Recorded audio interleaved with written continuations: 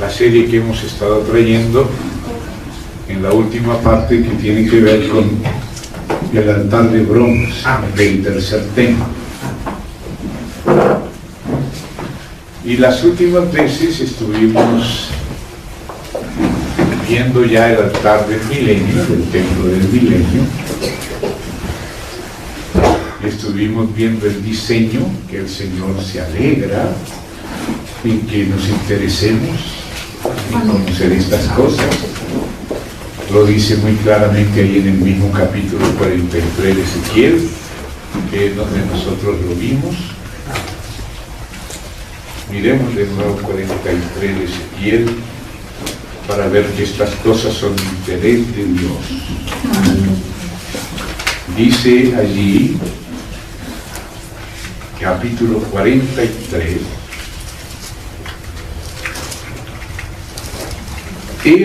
desde el verso 12, esta es la ley de la casa. Amén. Sobre la cumbre del monte, el recinto entero, todo en derredor será santísimo. Amén. Quiero comenzar a subrayar esta palabra en derredor.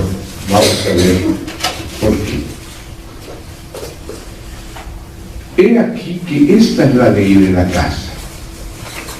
Estas son las medidas del altar por codos. El codo de acodo y palmo menor. La base de un codo y de un codo el ancho, y su remate por su borde alrededor. Otra vez aparece alrededor de un palmo. Este será el zócalo del altar, y desde la base sobre el suelo hasta el lugar de abajo, 2 codos y la anchura de un codo, y desde la cornisa menor hasta la cornisa mayor, 4 codos y el ancho de un codo. El altar y el ancho de un codo. El altar era de 4 codos, y encima del altar había 4 cuernos. Y el altar tenía 12 codos de largo y 12 de ancho, cuadrado a sus 4 lados. El descanso era de 14 codos de longitud y 14 de anchura en sus 4 lados, y de en medio el borde alrededor, la base de un codo por todos los lados, y sus gradas estaban al oriente. Hice la lectura corrida del altar. Aquí nos hemos detenido en las partes del altar. Hemos visto que el altar tiene 3 niveles. Y estuvimos viendo que el primer nivel, que es la parte baja de 14 por 14, que es como un cuadrado, que sostiene otro cuadrado un poco menor de 12 por 12, y luego otro más arriba. 3 niveles.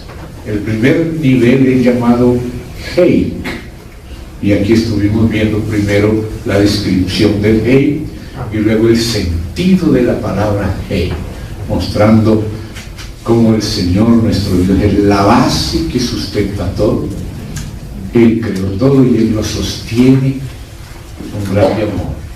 Amén. Y sobre esa parte que tiene que ver fundamentalmente con Dios nuestro Padre, también sustenta la segunda parte del altar, que tiene otro nombre.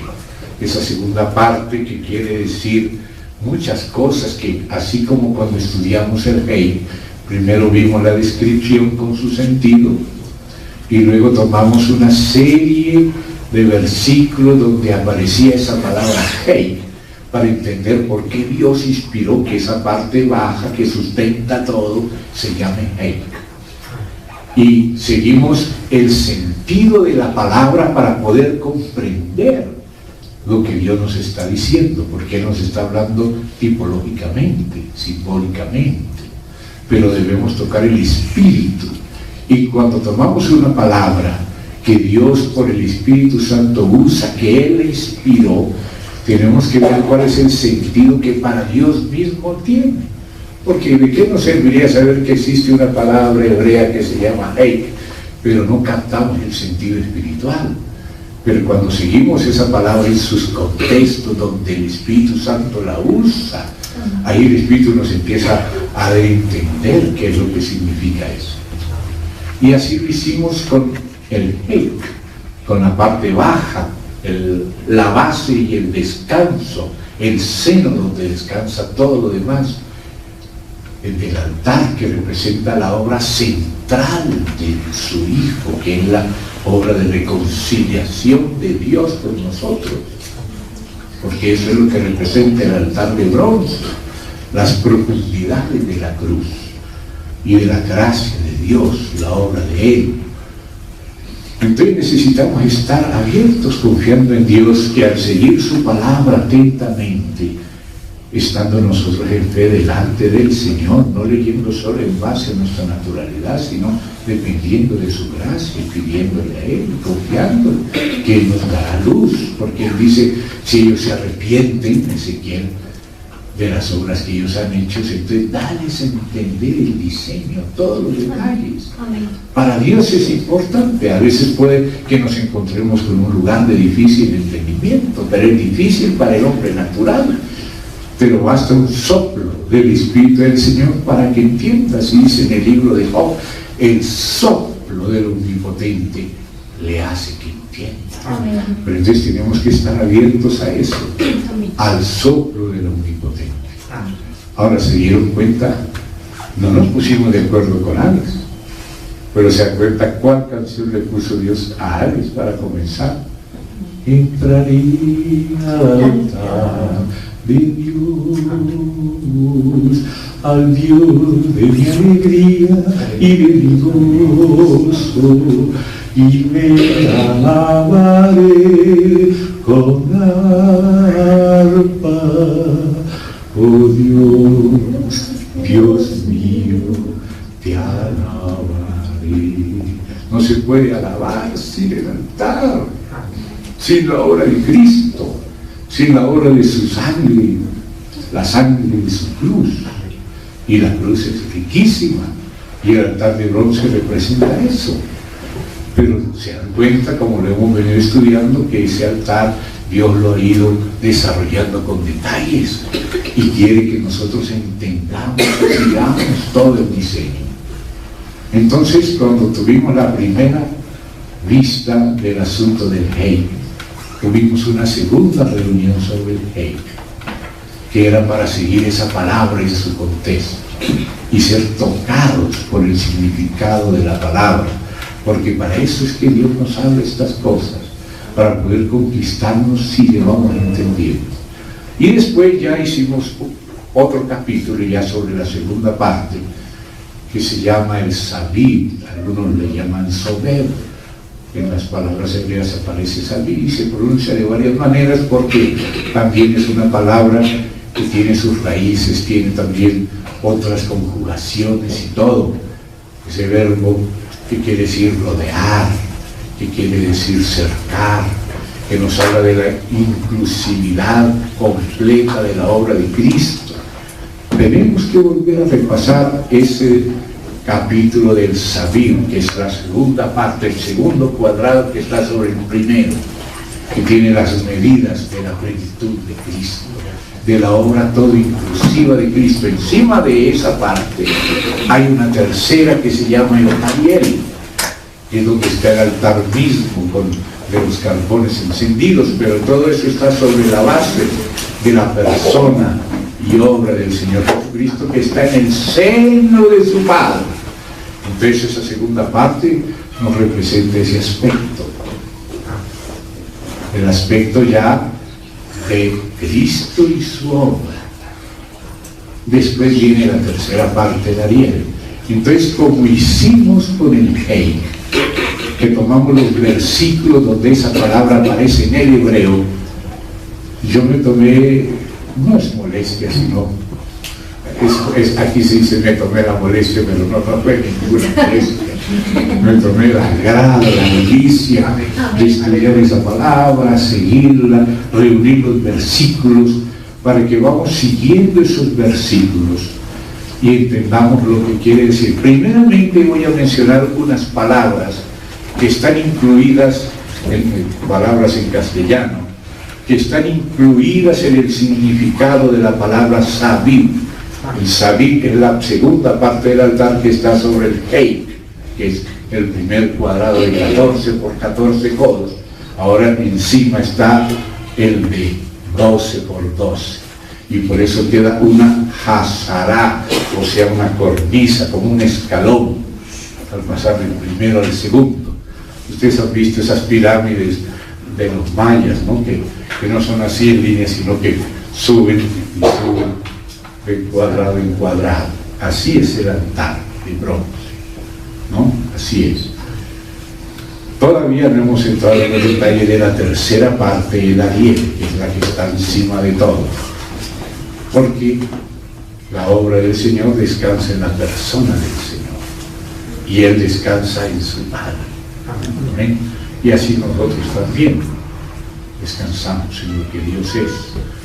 Y lo que Dios es hace que Dios haga lo que ha hecho.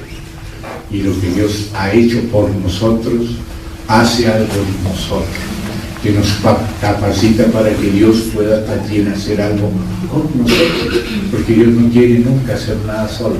Todo lo hizo con su Hijo y ahora nos hizo miembros de su Hijo para hacer sus cosas con nosotros. ¿Ve? Como Simón Cireneo ayudó a cargar la cruz, no porque la obra del Señor no fuera completa, sino porque es una manera de decir que el Padre nos quiere participando con Él, como Él llevó la cruz, que también la llevemos nosotros en unión con Él. No estamos diciendo que no fuera consumada la obra de Cristo, sino que lo que hizo Cristo tiene que producir en nosotros un resultado. Y también nos habla de llevar la cruz con Cristo. Si Él murió por nosotros, luego todos hemos muerto con Él. Amén. Amén. Entonces se trata de eso. Ahora vamos al segundo capítulo del Sabib. La última vez que vimos fue el Sabib, o Sober, como lo pronuncian algunos, porque también hay dialectos y variantes del hebreo antiguo y el moderno y el arcaico, y etc. Pero como está escrito así, lo vamos a llamar Sabib. Amén. Ahora vamos a ver qué contenidos espirituales están escondidos en esa palabra. ¿Por qué? Porque esa es la palabra clave de esa segunda parte. Entonces, al seguir los versículos donde esa palabra es usada, así como seguimos el heic, ahora vamos a seguir el sabib. Entonces, primero les voy a decir una serie de significados que al principio quizá no tengan mucho sentido. Quizá nos vayan dando de a poco una idea, porque vamos saliendo de las sombras a la luz. Amén. Vamos saliendo de la penumbra poquito a poco, como sale el sol, que no sale de golpe. Entonces vamos a oír unas palabras que son el significado de esa única palabra, pero que aparece a veces la palabra misma o la raíz de la palabra, dándonos a entender el significado de ella. Ahora voy a leer el significado así, como una lista de palabras, pero al leer los versículos, ahí es cuando vamos a entender un poco mejor. Entonces vamos a seguir la Biblia. Vamos a seguir la Biblia.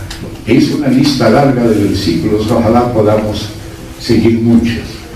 Esa palabra, tengo aquí una lista, preferiría ahora que a veces me falla la memoria, anotar para que no me falten los versos, porque son muchísimos.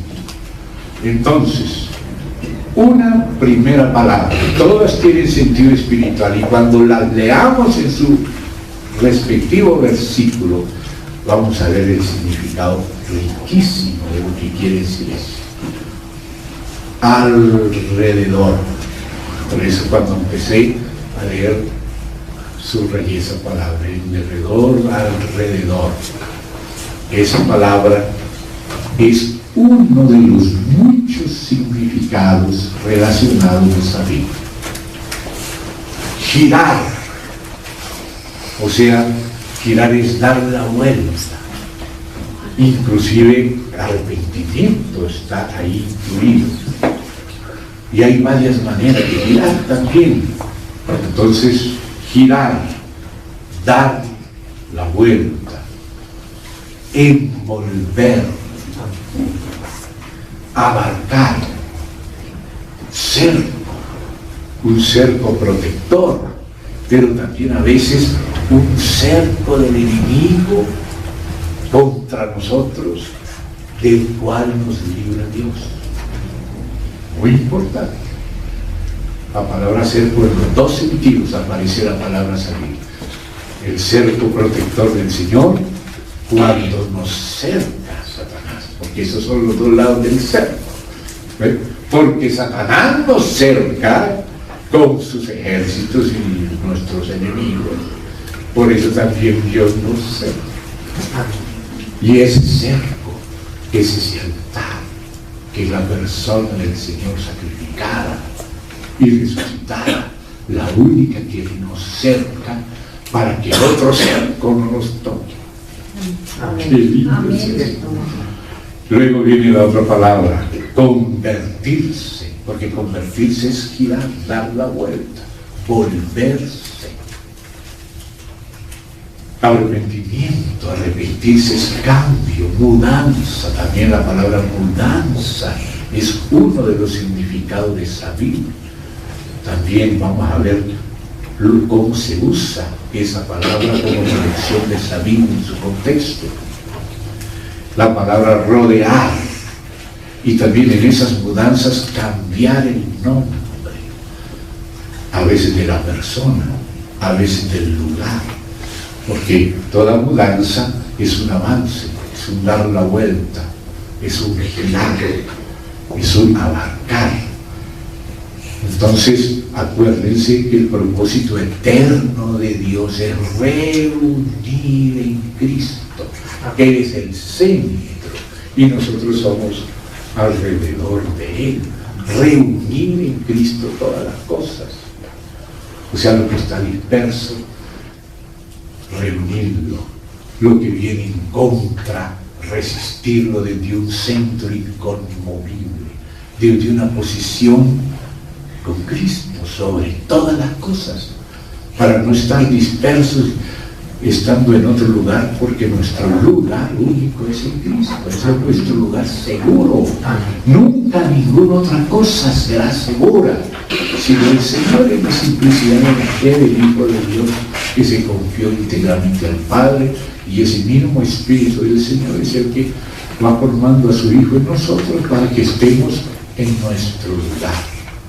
Y nuestro lugar es coherederos con Cristo, alrededor de quien Dios reúne, y Él encabeza todas las cosas, y Él es la cabeza, lo demás que está alrededor son sus miembros, su cuerpo, que es la esposa, que reina, es heredera de todas las cosas con Él. Entonces esas palabras las vamos a ir viendo, y aquí las tengo agrupados en algunos versículos, algunas de los significados con 2 o 3 versículos. El otro significado que hemos visto, que todos se dieron cuenta que son semejantes, son relacionados unos con otros, y que ese es el nombre que aparece en la Biblia, aparece segundo lugar del altar, de abajo para arriba. Entonces vamos a mirar algunos versículos. Un primer versículo que tiene que ver mucho con lo que hacía Cristo y con lo que hace su Espíritu a través de su cuerpo en la obra del Señor.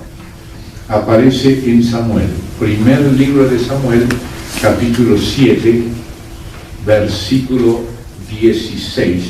Vamos a ver allí esa palabra donde aparece claramente la palabra Sabid, capítulo 7, versículo 16. Libro primero de Samuel. Entonces, para tener el contexto del 16, doy a leer desde el 14. Y fueron restituidas a los hijos de Israel las ciudades que los filisteos habían tomado a los israelitas. O sea, el pueblo, por apartarse de Dios, perdió. Pero entonces el Señor viene en un momento para restaurar, para recuperar, para que se cumpla el propósito del reino, para reunir. ¿Ven? Entonces, dice, fueron restituidas las ciudades. Cada ciudad debe ser el lugar del reino del Señor. Y la asamblea de ese reino, la iglesia de cada ciudad. ¿Ven? Entonces, fíjate lo que Dios le dijo a Adán y Eva: creced y multiplicaos. O sea que ellos tenían que multiplicarse y llenar toda la tierra.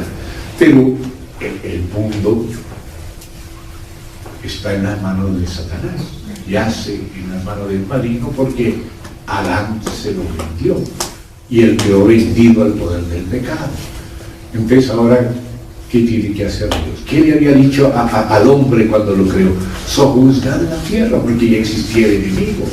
O sea que el hombre debía extender desde el centro del Edén el gobierno del Señor. El hombre sería el instrumento para sojuzgar o someter la tierra al Señor, porque ya antes de la creación del hombre ya se había revelado el enemigo y ya andaba por ahí, y por eso el Señor le dijo: cultiva el huerto, pero también guárdalo. Cultivar el desarrollo de la economía divina por toda la tierra, desde Adán y Eva, sus hijos, su familia, la multiplicación de la humanidad. Pero la humanidad cayó, pero el propósito sigue siendo el mismo. El hombre fue creado para eso. Dios ya lo sabía, no le sorprendió, prometió una salvación y comenzó a practicar. Sacrificó aquel animalito para cubrir a Adán y Eva en figura de Cristo y empezar a enseñar el significado de la redención con figuras y cosas hasta que se fuera aprendiendo. Era la luz saliendo de a poquito. Ahora que le dice el nuevo hombre, el segundo hombre, el Señor Jesús resucitado con su familia, los apóstoles, con aquellos 120, con aquellos 500, llenando Jerusalén. ¿Qué le dice? Ir por todo el mundo, predicar el evangelio a toda criatura. Es lo mismo de Adán sojuzgando la tierra. ¿Se da cuenta? Adán debía cumplir eso, pero Satanás estorbó. Pero el Señor recuperó las cosas con Cristo y ahora pasó a 3, y de 3 a 12, y de 12 a 70, y de 70 a 120, y de 120 a 50, y recupera un pedazo de la ciudad de Jerusalén, ya la ciudad es restituida, Jerusalén siendo recuperada para Dios. Y después Judea, y después Samaria, en medio de una guerra constante desde el principio. El Señor anunció esa guerra, y en esa guerra a veces se retrocede y a veces se avanza, pero el Señor dijo: las puertas del Hades no prevalecerán. Hay que sojuzgar la tierra, someter la tierra al reino del Señor. Y fíjate que aunque somos débiles, la iglesia iba avanzando, y por más de que hay desvíos y todo, el Señor se reserva un remanente y usa ese remanente para sojuzgar la tierra. El viejo hombre no dio, pero el nuevo hombre, que es Cristo, formándose en la iglesia, va recuperando el reino para Dios. Amén. Y entonces, en esa función dice así: fueron restituidas a los hijos de Israel la ciudad de los filisteos, que los filisteos habían tomado los israelitas desde Ecrón hasta Gat, o sea, la Pentápolis filistea.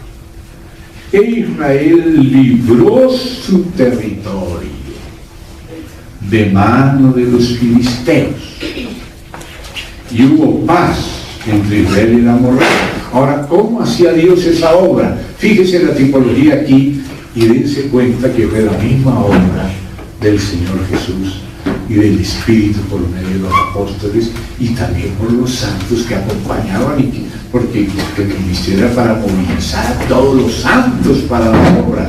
Pero fíjese aquí la tipología de esa obra. Y juzgó Samuel a Israel.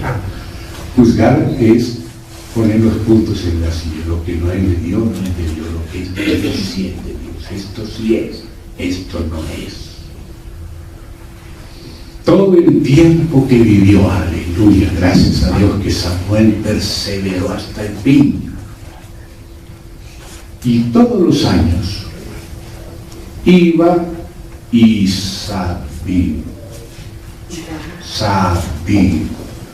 daba vuelta. Entonces, hermano, fíjese, el Señor nos llama a dar vuelta, como Él daba vuelta. El Padre lo levantaba, lo llevaba a tal ciudad, y claro, los de la ciudad quería que se quedara allí, pero Él decía, no, también tengo que ir a otros pueblos, tengo que anunciar la palabra también allá. Daba vuelta, Jesús daba vuelta. Y nosotros también tenemos que dar vuelta, es decir, extender las ramas de la higuera, de la vid, para que produzca cachos de uvas, que son las iglesias, cada cacho. Por ejemplo, aquí la iglesia es un cacho de uvas, allá en Suba es otro cacho de uvas, allá en Barbosa otro cacho de uvas. O sea que hay que tener este fuerte centro, pero debemos entender que hay que dar vuelta. Dar vuelta. Dice que Pedro salía en orden visitando las iglesias y volvía. Y Pablo hacía lo mismo. Entonces dice aquí, daba vuelta a Betel en casa de Dios, a Gilgal, que fue donde hubo la circuncisión, a Mizpa, donde se enseñaba y juzgaba a Israel en todos estos lugares. Después volvía a Ramá, porque allí estaba su casa, y allí juzgaba a Israel, y edificó allí un altar a Jehová. Entonces note que ese altar era el centro alrededor del cual se daba la vuelta. ¿De acuerdo? Ahora empezamos a entender lo que significa salir, es ir recogiendo, extendiendo las guarniciones. Y vamos a ver aquí Cantar de los Cantares como un ejemplo de esto. Vamos allí a Cantar de los Cantares. Ya los versículos seguramente ustedes los recuerdan, los de los apóstoles, que ya los mencionamos, como Jesús recorría, como Pedro recorría en orden, y como Pablo recorría. Esa es la obra del Señor. Dice, apartadme a Bernabé y a Saulo para la obra, y los envió. ¿Y qué hacían? Recorrían. Pero recorrían ¿para qué? Para que se extendiera la palabra de Dios, para que se extendiera el evangelio de Dios, para que surgieran las iglesias, para que se fortalecieran y sean restituidas las ciudades, comenzando con las iglesias y con esa preocupación. Y mire lo que dice Cantar de los Cantares. Vamos a ver al principio, en el verso 6, cuando ella todavía no era madura, lo que dice ella en la parte B, última frase del 6, 1:6. Me pusieron a guardar las viñas. Fíjate, ¿qué le dijo Dios a Adán? Cultiva el huerto y guarda. Amén. Y lo puso aquí a guardar la tierra. ¿Y qué le mandó desde el huerto? Sojuzgar la tierra. O sea, desde ese centro, extender el reino de la visión. Entendemos la visión. Entonces dice aquí, y mi viña que era mía no guardé. O sea, todos tenemos una responsabilidad, alguien a quien evangelizar, alguien a quien visitar, ¿no? Pero al principio ella no era madura. Entonces me pusieron a esto. Adán, guárdalo, cultiva y guarda, ¿no? El jardín. Y sojuzguen la tierra, multiplíquense y sojuzguen la tierra. Usted le dice, ni mi propia viña guardé. ¿Se da cuenta? Pero entonces ella dice, ¿ahí dónde apacientas? O sea, no estoy tranquila. Quiero estar cerca de ti para tener paz. ¿Dónde tú apacientas? Apaciéntame. ¿Dónde pasan la siesta al mediodía? Pues, ¿por qué había yo de estar como errante? Errante es no estar alrededor de Cristo, sino estar distraído con esto, con aquello, perdido en cosas. Entonces dice aquí, junto a los rebaños de tus compañeros. Entonces ella le dice, ve, si tú no lo sabes, oh hermosa entre las mujeres, oye, qué belleza hermosa, ella errante y el Señor le llama hermosa. Oye, qué maravilla, ¿no? Y dice, ve, sigue las huellas del rebaño, o sea, no andes errante, reúnete con tus hermanos, reúnete. No dejes de congregarte, porque el Señor vino a reunir todas las cosas alrededor de Cristo. Entonces dice, y apacienta tus cabritas, todavía no son ovejas, pero son tus amigos, tus parientes, apaciéntalos, ¿no? Pero no por allá solitas, sino junto a las cabañas de los pastores. Ya cuando ella ha madurado más, ahí hay un proceso que no podemos verlo todo, pero en privado, si estuviéramos cantares en algún día, quizá, pero hay hermanos que ya lo han hecho, muchos hermanos, y de todos podemos aprender algo. Pero entonces, ahí seguimos avanzando, y cuando llegamos al final, quise ver cómo comienza y cómo termina. Entonces, al principio, como muchas veces lo hemos contado, ella era el centro. Como el Señor no era el centro, ella era el centro. Entonces decía, mi amado es mío. O sea, tengo a Dios, pero para las cosas mías. Claro, yo también soy de Él, pero primero Él es mío. Ya después que sufrió algunas cosas, aprendió a cambiar el orden y dijo, yo soy de mi amado, pero conmigo. Todavía tenía ese sentimiento de posesividad egoísta. Conmigo, perdón, y Él es mío. Pero después sí, al final, mire cómo comienza desde el 10. Yo soy de, o sea, le pertenezco a mi amado. Y conmigo tiene su contentamiento. Ahora ya no dice Él es mío. Ahora ella sabe que ella es de Él y que lo importante es estar disponible para el contentamiento de Él. ¿Se da cuenta? O sea, nuestro egoísmo Dios lo va tratando, nuestra mala voluntad, nuestra condición caída, pero nos va ganando. Y uno descubre, yo existo, es para Él. Para Él. Entonces ella fue transformada. Pero entonces ahí, ahora miren el resultado de esa transformación. Ven, oh amado mío, salgamos al campo, moremos en las aldeas. Empieza la vuelta, la ronda, la gira, la tournée. ¿Se da cuenta? Salgamos al campo. O sea, empecemos a extender el reino, comencemos a sojuzgar la tierra.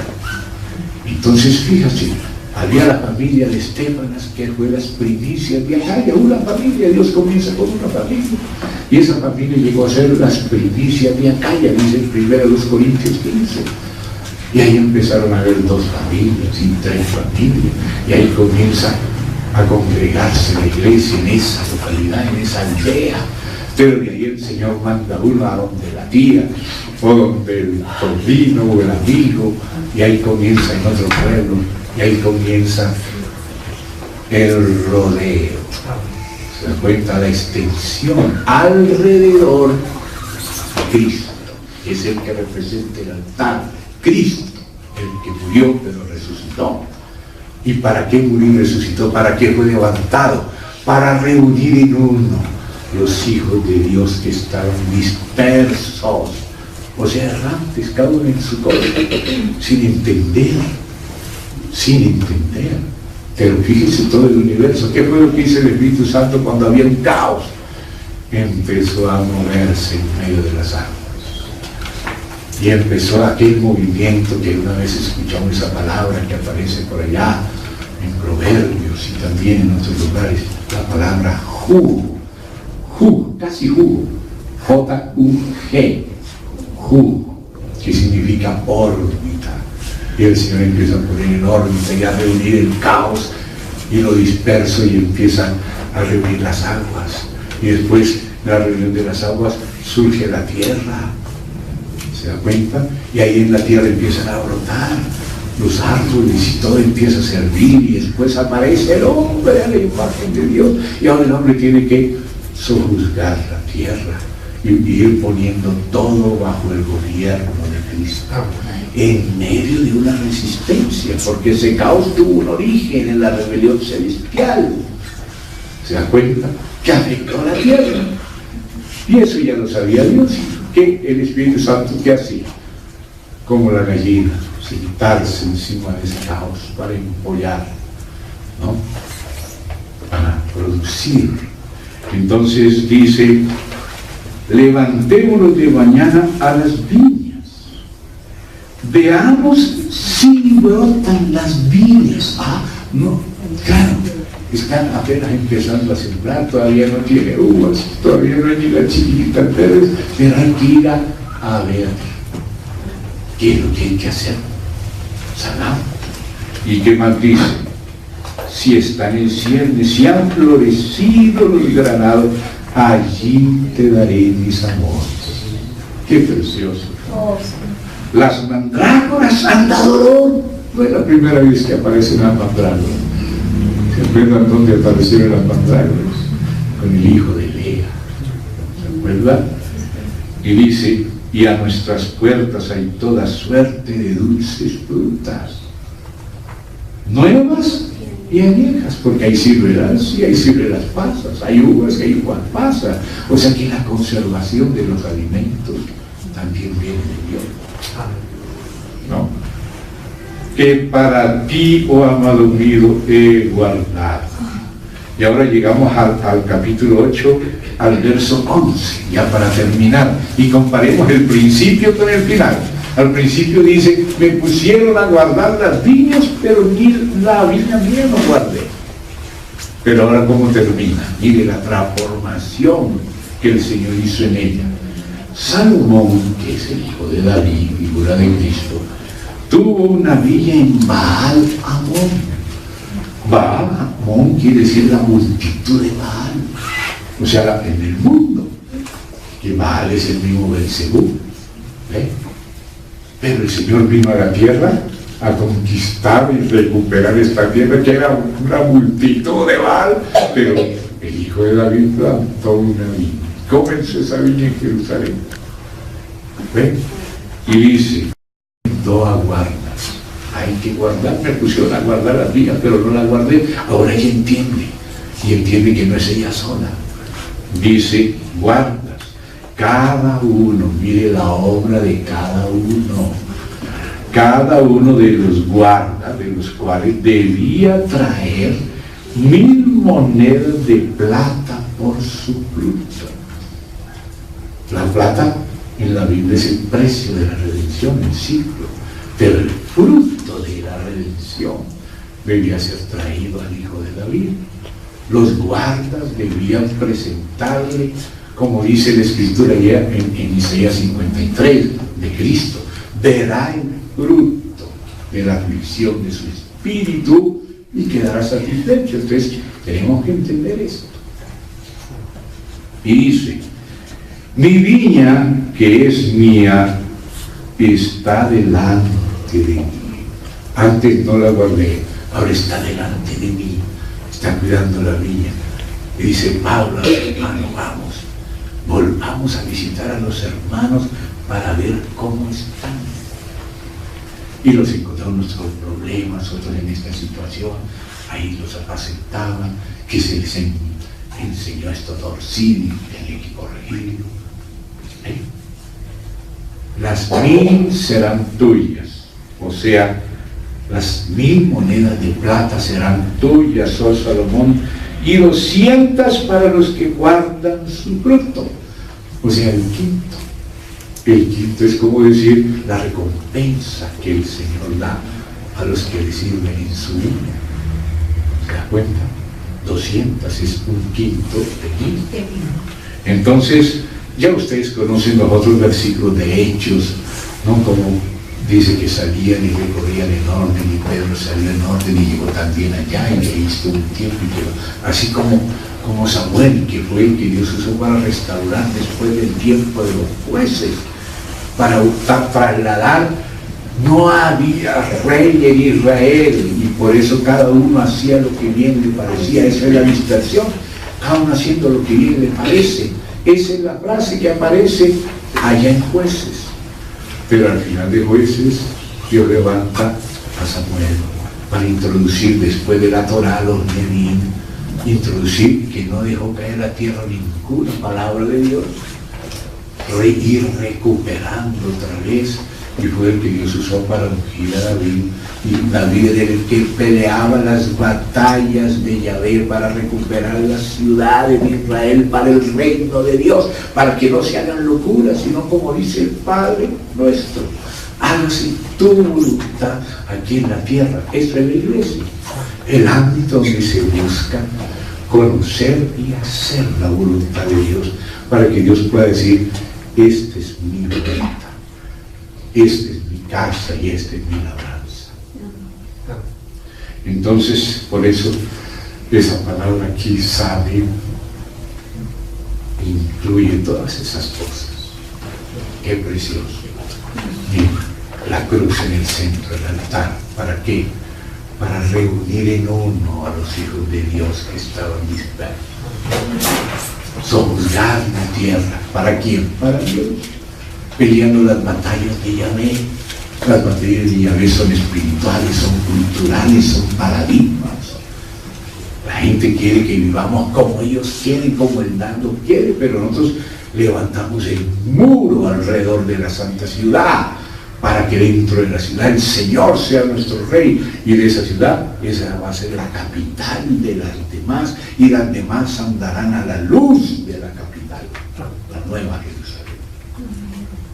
Entonces vamos a ver ahora otro pasaje. Esto era para edificar lo de Dios, pero ahora veamos el otro aspecto en Josué capítulo 6 verso 3, donde aparece la palabra Sabim. Vamos allí al libro de Josué capítulo 6 versículo 3. ¿Por dónde comienza ese verso? Por una palabra que tiene esa raíz, Sabim. Si lo vas al hebreo, y queda lo que había que rodear en este caso, porque note que no es solamente el lado positivo de la edificación, sino también el lado negativo de la guerra. Edificación y guerra. Edificación es reunir, pero también mire lo que hay que hacer. Rodeéis pues la ciudad. ¿Cuál ciudad? Jericó. ¿Para qué? Rodearéis pues la ciudad, Jericó, todos los hombres de guerra. Ahora la palabra es guerra. ¿Ven? Yendo alrededor, ¿sí? Sabid, de la ciudad una vez. Y esto haréis durante 7 días. Y 7 sacerdotes llevarán 7 bocinas de cuerno de carnero, o sea, chofar, delante del arca. Y al 7º día daréis 7 vueltas, dar una vuelta. Es Sabid. 3 veces aparece aquí esa idea fundamental. Y al 7º día daréis 7 vueltas a la ciudad, y los sacerdotes tocarán las bocinas,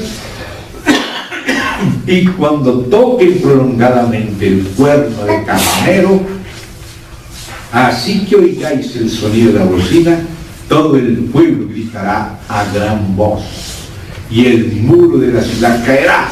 O sea, hay un muro que debe ser edificado, y otros muros que son de Satanás, que deben ser derribados, y hay que rodearlo para derribarlo, como también hay que rodear al Señor para fortalecerlo. Entonces se da cuenta cuán rico es esa palabra que Dios escogió para darle ese nombre a esa segunda parte del altar sobre el rey, el sacrificio. Venimos rodear en el sentido positivo, para edificar, para defender, y también el otro, para destruir. O sea, si nosotros no estamos unánimes, no podemos combatir el Evangelio. Y quiero que entendamos un poquito eso, que es rodear la ciudad para destruirla. Entonces vamos un poco a Filipenses. Vamos a Filipenses. Está entre Efesios y Colosenses. Y voy a empezar aquí desde el versículo 1 para entender el contraste. Así que, hermanos míos, amados y deseados, gozo y corona mía, estad así firmes en el Señor, amados. Entonces es estar firmes en el Señor, amándonos. Ese es el cerco por un lado. Ahora mire el otro.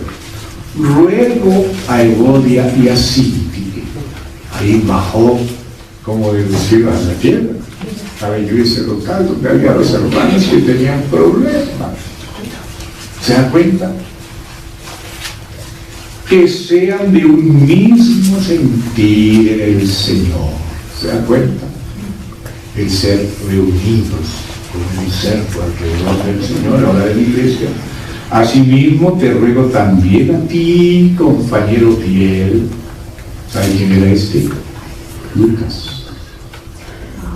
Compañero fiel. Y dice, que ayudes a estas que combatieron juntamente conmigo. En un tiempo estábamos juntos combatiendo en la guerra, que estamos hablando desde el principio, en el Evangelio, con Clemente también, y los demás colaboradores míos, no sé ese combatiendo unánimes, cuyos nombres están en el libro de la vida. Regocijaos en el Señor siempre. Otra vez digo, regocijaos. Vuestra gentileza sea conocida de todos los hombres y el Señor está cerca. Por nada estéis afanosos, sino sean conocidos vuestras peticiones delante de Dios en toda oración y ruego con acción de gracias, y la paz de Dios, que sobrepasa todo entendimiento, guardará, ahí está la protección, vuestros corazones y vuestros pensamientos. Entonces hay una palabra clave, que es la palabra combatieron juntamente conmigo en el Evangelio. Entonces, que le dice que sean de un mismo sentir. Entonces, esa expresión, un mismo sentir. ¿Cuál es el sentir? Ese mismo que lo dice en el capítulo 2. El sentir de Cristo. Hay entre vosotros el sentir de Cristo. Lee en el capítulo 2, verso 5. Haya pues en vosotros este sentir que hubo también en Cristo, el cual, siendo en forma de Dios, no estimó el ser igual a Dios como cosa que aferrarse. Entonces ahí te vas dando cuenta que eso se refiere al alma, el sentir. También en Corintios, donde había división, dice de un mismo pensar, de un mismo sentir, una sola alma y un solo corazón. Porque muchas veces, hermanos, lo que no deja que se edifique es el problema de nuestra alma. Porque en espíritu ya todos los hijos tenemos al espíritu, somos uno, pero nuestras almas es el problema. Aunque somos uno y partimos el pan porque somos uno en espíritu, no siempre somos del mismo pensar o del mismo sentir. O sea, somos uno en espíritu, pero no somos unánimes, donde habla de ser un mismo corazón y una misma alma, como dicen ellos. Entonces el Señor tiene que tratar con nosotros para aprender a ser unánimes, y no solo a guardar la unidad del espíritu, sino a alcanzar la unidad de la fe y del conocimiento, y alcanzar la unanimidad del sentir y del pensar. Es un trabajo de Dios con el alma, y es la cruz, o sea, el altar de bronce, el que nos reúne. Vamos a ver esa frase ahí en Efesios, pero vamos a verla en el capítulo 2.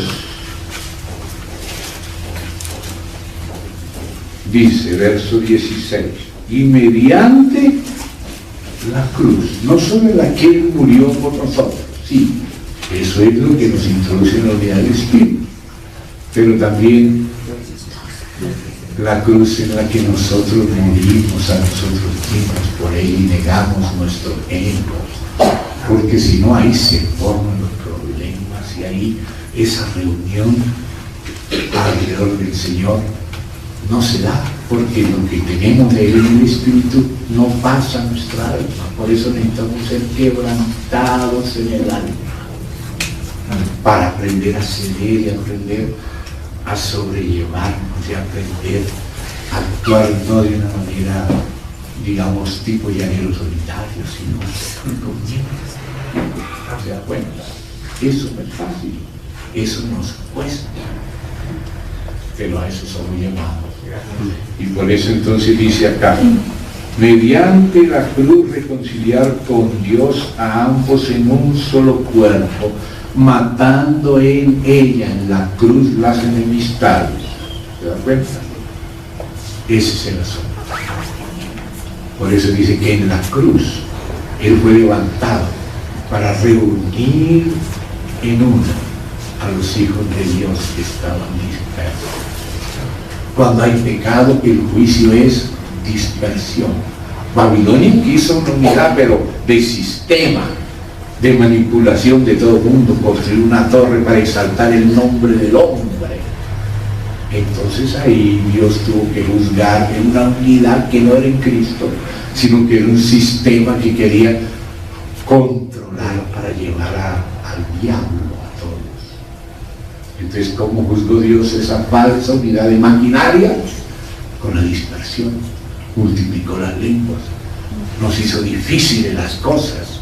¿Por qué? Porque queríamos hacer cosas para nosotros mismos y no para Dios. Entonces, Él tiene que corregir, Él tiene que estorbarnos para que no sigamos el diablo. Y a veces sin dar cuenta seguimos. Entonces, ahora seguimos con otro versículo. Aquí existe otra manera de girar, pero que ya hay que cortar. Ya vimos que hay un girar alrededor del Señor y otro girar alrededor de Jericó para destruirlo. Y ahora miren los girares que Dios prohíbe, donde la palabra es la misma. Vamos a Proverbios 26. Proverbios 26, versículo 14. Proverbios 26, 14. Dice lo siguiente: como la puerta gira, esa es la palabra, es de la raíz salir, girar. Pero ¿cuál es el problema? ¿Alrededor de qué gira? De la pereza.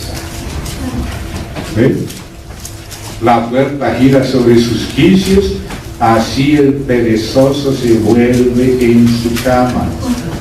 Mete el perezoso en su mano en el plato, se cansa de llevar a la boca. En su propia opinión, el perezoso es más sabio que siete que sepan aconsejar. No, esa es otra clase de giro alrededor de la pereza. Entonces, ¿vamos a girar alrededor del Señor o de la pereza? O cualquier otro de los vicios o pecados capitales, que es uno de estos, la pereza. Ahora vamos a ver otra vez el uso de esta palabra en Eclesiastés. Ahí estamos cerca de Proverbios. Sigue Eclesiastés. Vamos al capítulo 1, versículo 6, donde se usa esa palabra para ver el sentido. 1:6. El viento tira hacia el sur. Ese es el viento de allá del hemisferio norte, ¿no? Porque en el sur es donde está el calor. A veces nosotros leemos versículos en los evangelios y el Señor dice que, ¿no?, hoy hará calor porque viene el viento del sur, pero del sur no de Argentina, de Chile, porque de allá del sur de Argentina viene el viento helado de la Antártida, pero allá en Israel, en el sur es el desierto. Entonces cuando viene el viento del sur, dice Jesús, la gente dice, hoy hará calor. ¿Por qué hará calor? Porque el viento está trayendo el calor del desierto del Negev hacia Israel, hacia el norte de Israel y hacia el centro. Entonces siempre tenemos que ponernos en el lugar cuando Jesús habla, ¿verdad? Pero entonces, allá en el hemisferio norte, el viento tira hacia el sur.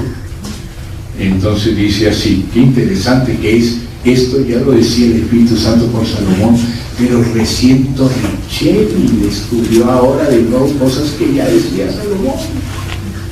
Torricelli, que el peso del viento y cómo se mueven los vientos. Eso hubo un científico moderno llamado Torricelli, pero mire, Salomón, por el Espíritu Santo, la sabiduría que Dios le dio, se le adelantó a los científicos modernos.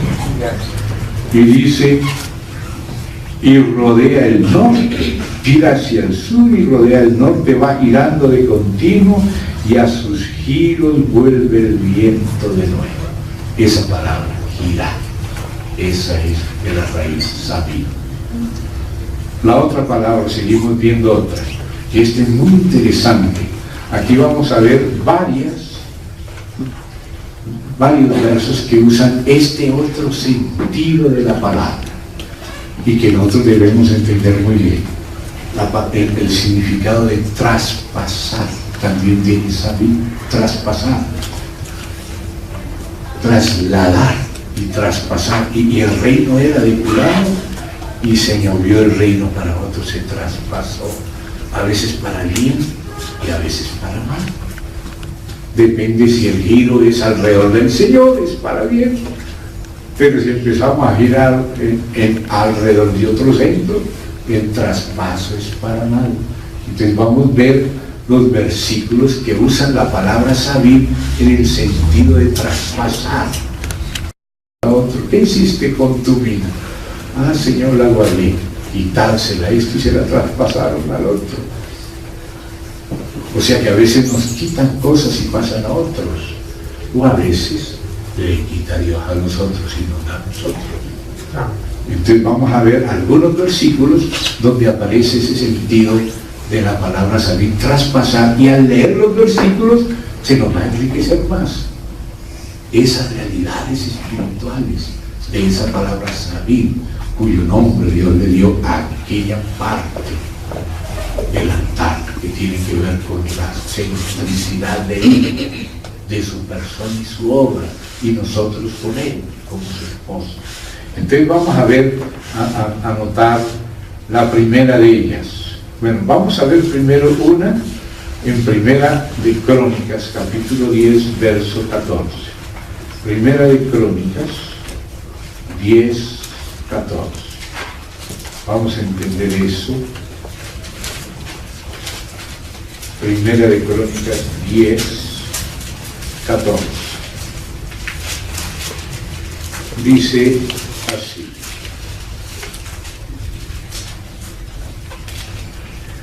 Miren, leamos desde el 13 para entender mejor.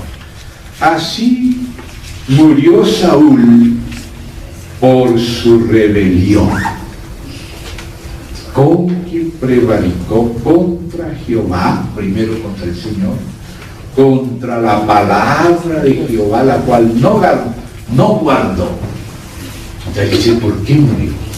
O sea, no tuvo en cuenta al Señor ni la palabra del Señor. Anduvo en sus propios caminos, en sus propias cosas, como si no hubiera Dios. Y mire lo que sigue diciendo. Y porque consultó a una adivina y no consultó a Yahvé. Miren, hacer consulta donde no se debe. La gente que tiene el esoterismo, que le lean la suerte y todas estas cosas.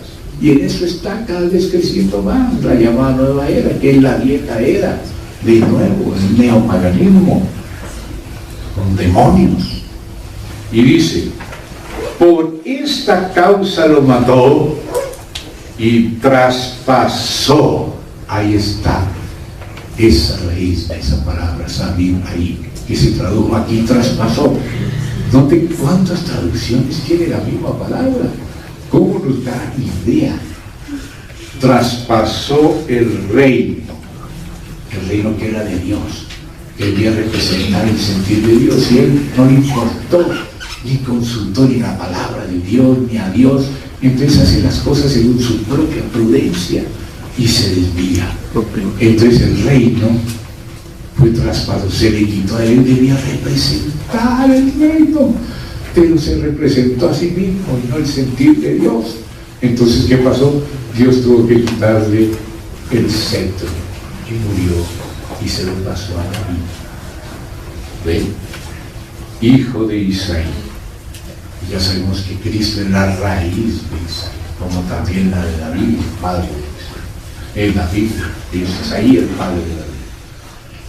Vamos a ver otra vez la palabra traspasado en Números, capítulo 36, versículos 7 y versículo 9. Números, capítulo 36, versículo 7 y versículo 9. 36. Versículo 7 dice así, voy a leer desde el 6. Esto es lo que ha mandado Yahvé acerca de las hijas de Zelofehad, diciendo, cásense como ella les plazca, pero en la familia de la tribu de su padre se casarán. ¿Viste como San Pablo también cuando habla a las vírgenes? Allí en 1 Corintios dice, cásese con quien quiera, con tal que sea en el Señor. ¿Se da cuenta? Entonces ahí tenemos una libertad, pero no un libertinaje. Con quien quiera. Me gustó fulano y se gustaron, bueno, pero son del Señor. Es en el Señor. O sea, no hay ningún pecado en casarse, pero vuestra boda gira alrededor del Señor, o alrededor de que gira vuestra boda. Hay que casarse hasta, porque el Señor mandó que nos casemos y tengamos hijos, pero para servir al Señor, para eso hay que casarse. Si hay que casarse, sea con quien quiera. La palabra del Señor dice que tenga libertad en casarse, pero dice con tal que sea en el Señor. Entonces le dice a ellas aquí, eso lo dice Pablo, y mira que lo dice casi con las mismas palabras que estamos leyendo aquí. Dice, cásese como a ella les plazca, pero en la familia de Judá, o sea, con tal que sea en el Señor,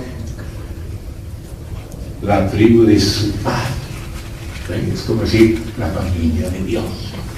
No se ponga en yugo del incrédulo, porque ahí empiezan a sufrir y empiezan a ser errantes y dejan de girar alrededor del único centro digno acerca del cual girar.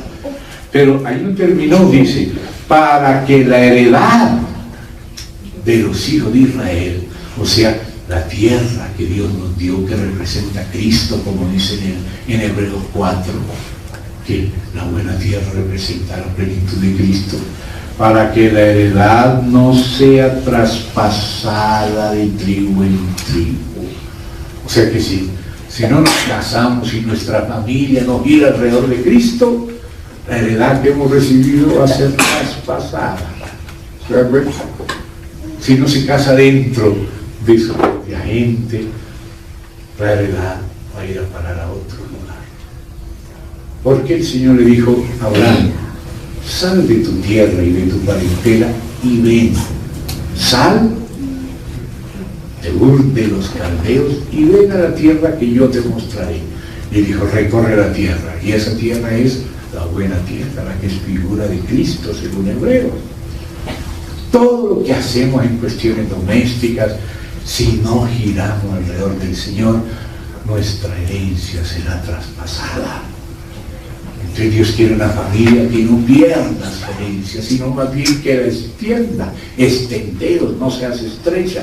Extiende tus estacas y debemos crecer. Los hermanos, casarse entre hermanos en Cristo. Y siempre manteniendo la comunión alrededor de Cristo. Y nuestras familias en la cobertura del Señor y la iglesia. Y ahí se va extendiendo la iglesia en Jerusalén. Y luego pasa a Judea, y a Samaria, y hasta Colombia, y así sigue, hasta el último de la tierra. Amén, hermanos. Amén. Entonces ahí volvió a usar el verbo traspasar. ¿Se da cuenta? Traspasar es que empezó a girar para otro lado, no alrededor del Señor. Entonces el reino ya no es el del Señor, sino ya es el de Rompuyo, el de Tarne, el de quién sabe quién por ahí que han querido dirigir el rumbo del mundo. Pero el único que tiene derecho, el único que tiene derecho es el Señor. Amén. Vamos a ver también otra palabra en relación a Jeremías.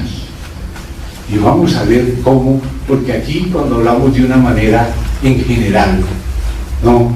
La tierra, pues todavía es como muy en el aire, pero ahora con Jeremías vamos a ir poniendo lo que es más en la tierra. ¿Eh? Entonces vamos a Jeremías 6:12, después de Isaías, antes de Ezequiel. Jeremías 6:12.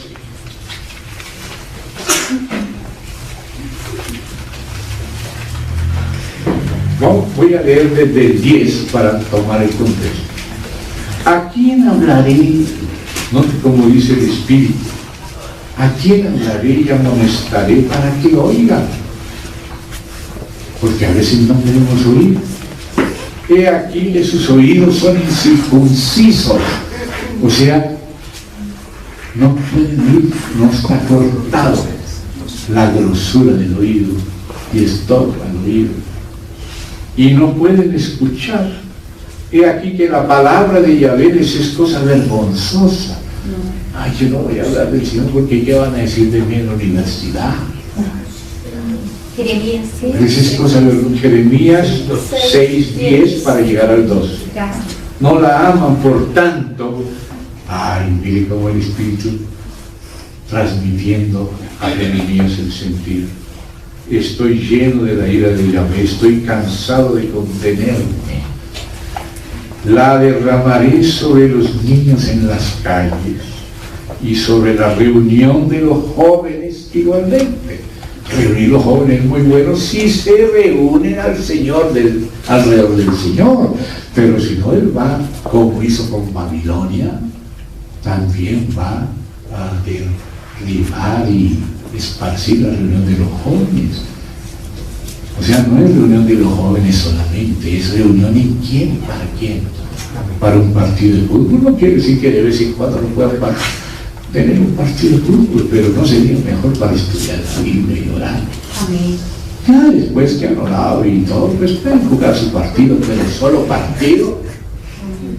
Cuando los hermanos aquí estaban al principio, los jóvenes encendidos, se reunían a orar y a estudiar la palabra. Y después empezaron, vamos al parque, allá vamos a jugar un partido, pero es que necesitamos comunión y no leer nada. Y ahí empezaron los problemas con los que se iban a los partidos. Ahí empezaron los problemas. Entonces dice aquí, en la reunión de los jóvenes, ahora estamos en el versículo 11, porque será preso tanto el marido como la mujer, tanto el viejo como el muy anciano. O sea, apartarse de girar alrededor del Señor nos lleva a girar alrededor de un remolino del cual no podemos después salir. ¿Se da cuenta? Si no somos firmes en girar alrededor del Señor, vamos a empezar a girar alrededor de lo que el diablo ha planeado. Empieza con un vinito, después con dos, después se vuelve borracho o drogadito, empieza con una pitadita de marihuana, Y después resulta con crack y con heroína. Y no puede salir de ese otro círculo, remolino. Pero entonces mire lo que dice aquí. Y dice, porque será preso tanto el marido como la mujer, tanto el viejo como el muy anciano. Y sus casas serán ¿qué? Traspasadas a otros. Dios quería que la casa nuestra girara alrededor del Señor. Pero si no gira alrededor del Señor, va a ser traspasada a otro reino. Dios nos trasladó de la potestad de las tinieblas al reino del Hijo de Dios. Pero si no empezamos a seguirle, a ocuparnos de las cosas suyas, y nuestra familia no es para eso, ¿para quién va a ser? Va a ser traspasado, va a resultar esclavo, como caballos y vacas marcados para el Cristo. Y eso es lo único. ¿Y qué más? Sus heredades, no solamente sus casas, sino también sus campos y también sus mujeres. Hasta las mujeres traspasadas. Ahora andan las mujeres de uno en otro, de hermano de uno pasa para otro y para otro, dispersas, porque no están girando alrededor del Señor. Se da cuenta el sentido de esa palabra, salir de todo lo que es el altar del Señor. Entonces dice, el altar es la consagración a Él, vivir para Él. Entonces dice aquí, porque extenderé mi mano sobre los moradores de la tierra, dice Yahvé, porque desde el más chico de ellos hasta el más grande, cada uno sigue. ¿A quién sigue? La avaricia. Tener, poseer esto y comprar lo otro, y no compartir nada. Y desde el profeta hasta el sacerdote, todos son engañadores y curan la herida de mi pueblo con liviandad, diciendo paz, paz, y no hay paz. Y se han avergonzado de haber hecho abominación, ciertamente no se han avergonzado, ni aún saben tener vergüenza. Por tanto, caerán entre los que caigan, cuando los castiguen, caerán, dice Yahvé. Cuando vengan las consecuencias de haber andado en nuestros propios caminos y no en los del Señor. Entonces ahí aparece otra vez la palabra traspasar, que es uno de los sentidos de saber. El nombre de esa parte del altar. Entonces, vamos a ver otros versículos. Oseas 7:2. Un poquito más adelante, Jeremías, Ezequiel, Daniel y Oseas. Capítulo 7. Aquí voy a necesitar que me ayuden, por favor, porque mire cómo está mi página. Toda comida por los bordes. Entonces no sé si voy a leer el versículo completo. Vamos a ver si puedo leer el versículo completo. Oseas 7, versículo 2. Dice así. Voy a leer desde el 7:1 para tener el contexto, que lo que importa es captar bien el sentido de la palabra. Mientras curaba yo a Israel, Dios estaba curando a Israel. Se descubrió la iniquidad de Efraín, las maldades de Samaria, porque hicieron engaño, y entra el ladrón y el salteador despoja por fuera. Cuando se hace engaño, entra el ladrón y el salteador. Y no consideran en su corazón que tengo en memoria toda su maldad. O sea, ¿acaso yo me olvido de lo que están haciendo y haciendo y haciendo? Y ustedes parece que no está pasando nada, como si no estuviéramos haciendo nada malo, porque Dios todavía está quieto, dándonos tiempo para el arrepentimiento. Pero dice, ahora, note esta frase donde aparece sabido, le rodearán sus obras. O sea, vienen las consecuencias de lo que hemos hecho. Ahora hacemos cosas, pero mañana me viene el resultado. Hoy fumo, mañana me da cáncer en el pulmón. ¿Se da cuenta? Y empiezan a rodearnos nuestras propias obras. O sea que lo que sembramos lo vamos a cosechar, no nos podemos burlar de Dios. Nos van a rodear nuestras obras, si son buenas, pero si son malas, cuando vengan las consecuencias y empiece Sabid a rodear alrededor las malas obras, las consecuencias de lo que sembramos. Uno parece que no piensa en el mañana, la gente dice, viva el hoy, esa es la moda, viva el hoy. No, hay que vivir la vida eterna, que es el para siempre. Entonces, veamos otra palabra importante aquí. Pasemos a Eclesiastés, verso 25, y aquí vamos a ver otro aspecto de volverse, de girar. Este es otro aspecto que también está incluido. Eclesiastés, capítulo 7, versículo 25.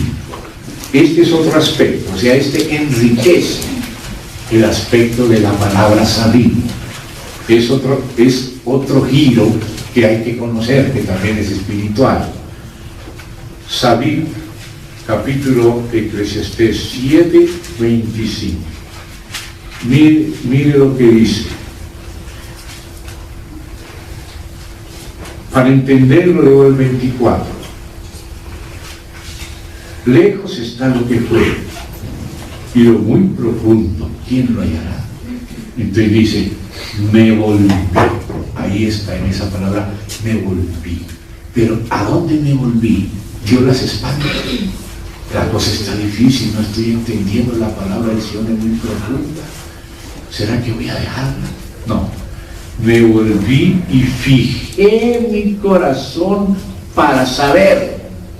Porque a veces somos perezosos y no entendemos esto. No se meta con esta, la letra mata, mejor vamos a disfrutar, vamos a bailar.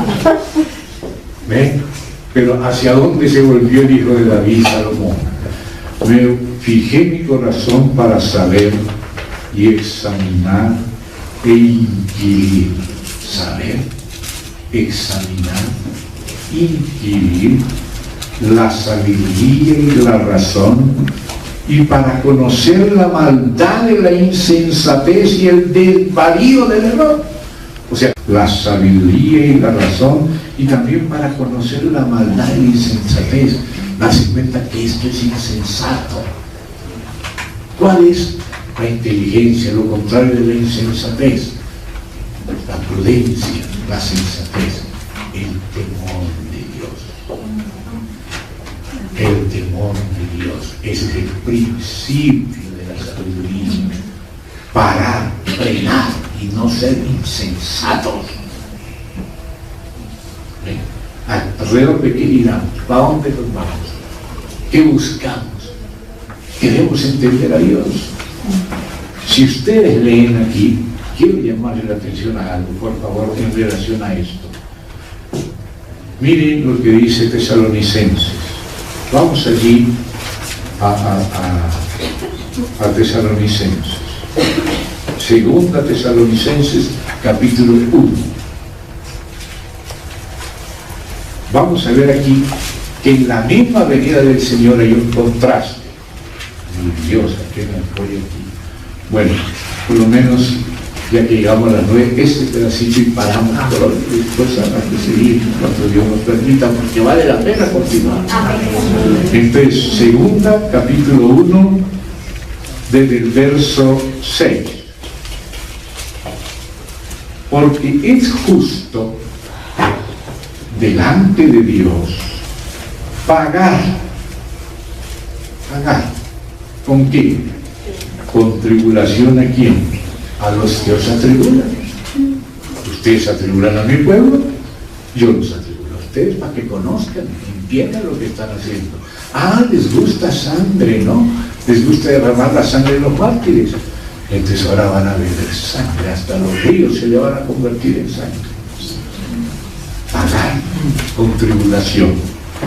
Y a vosotros, ahora noten el contraste, porque a uno los paga con tribulación porque atribulan al pueblo de Dios. ¿Por qué viene tribulación sobre el mundo? Porque el mundo es hostil contra el Señor y su pueblo. y los denuestos con que vituperaban al Señor se vuelven contra nosotros. Y ahora dice aquí: y a vosotros que sois atribulados, daros reposo con nosotros. ¿Cuándo? Cuando se manifieste el Señor Jesús desde el cielo. Manifieste es la raíz de la palabra epifanía, o sea, la venida gloriosa.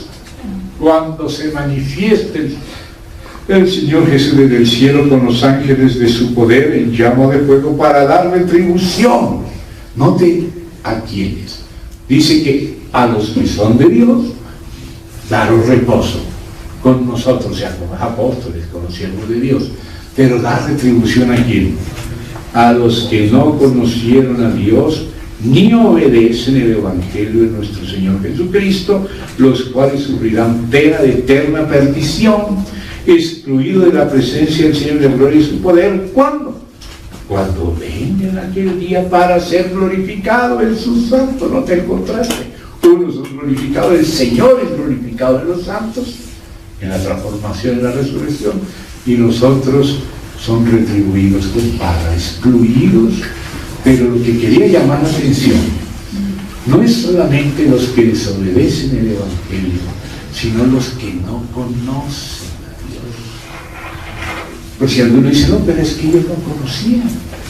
¿Por qué los castigan? Precisamente, ¿por qué no conocieron? Porque cuando le iba a hablar, ay, no me hable de eso, el folleto se daban en la mano, lo tiraban a la basura. Entraban en la televisión cuando iba a empezar un predicador, cambiaban de canal. Podrían haber buscado. La gente del Amazonas dice: oye, pero qué maravilla, estoy tomando justamente una fruta que se llama sanagua y que tiene unas cascaritas donde viene un traguito especial para sanar el cuerpo, es una toma. Pero solo verlo es una maravilla. Acabo de venir del litoral del Brasil y tomándome un coco, decía: Señor, en una isla llena de arena y con agua salada, pero estas palmeras en una ollita perfecta, uno la corta y el agua tan deliciosa que te nutre. Gracias. Y así también es la sanagua, es chiquitita y es un traguito que te das para sanarte y para curarte. Solo mirar la naturaleza, es que Dios todo lo hizo como para ti. A veces hablamos de eso: vas a la orilla del mar y llegan las olas justo a tus pies para masajearte también la espalda. ¿Qué tal que fuera tsunami por la mañana y tsunami por la tarde? Pero para que la gente entienda, de vez en cuando el Señor permite un tsunami. Pero no son todos los días, gracias a Dios, aunque van a ir aumentando, porque la gente no se da cuenta, ni agradece, ni ve la gloria de Dios escondida en todos esos detallitos. Los ángeles y los serafines dicen: la tierra está llena de la gloria del Señor. Pero nadie la ve, sabe los serafines. Pero el Señor dice: la tierra será llena del conocimiento de su gloria. Cada vez vamos a empezar a ver más la gloria de Dios en todo lo que no lo estamos viendo. Y entonces aquí dice: retribución a los que no conocieron a Dios. No solamente es: ay, es que yo no sabía. Pero ¿y por qué no saben? ¿Por qué no se pregunta por qué no sabe? Porque no busca, porque no pregunta. Inclusive había otros como aquel que aparece ahí en Grecia, Epiménides, un sabio griego. Los otros pasaban problemas, sequías, inundaciones y todo, y oraban a todos los dioses de ellos, que no eran dioses sino demonios, y no pasaba nada. Y fueron a preguntarle a Epiménides: Epiménides, estamos pasando problemas por la derecha, por la izquierda, ¿cuál será el problema? Pues oren a los dioses. No, pues ya hemos orado a todos los dioses. Entonces dice Epiménides: quizá habrá algún Dios desconocido que nosotros no conocemos y que sea el Dios verdadero, porque si los otros no oyen, quizá no conocemos al verdadero. Entonces vamos a hacer altares al Dios desconocido. sí, que no conocemos. Y entonces los griegos hicieron altares al Dios desconocido y pasaron las pestes, las sequías, las inundaciones. Dios les oyó, que ellos no lo conocían, como Dios le dice así, aunque tú no me conocías. ¿Te das cuenta?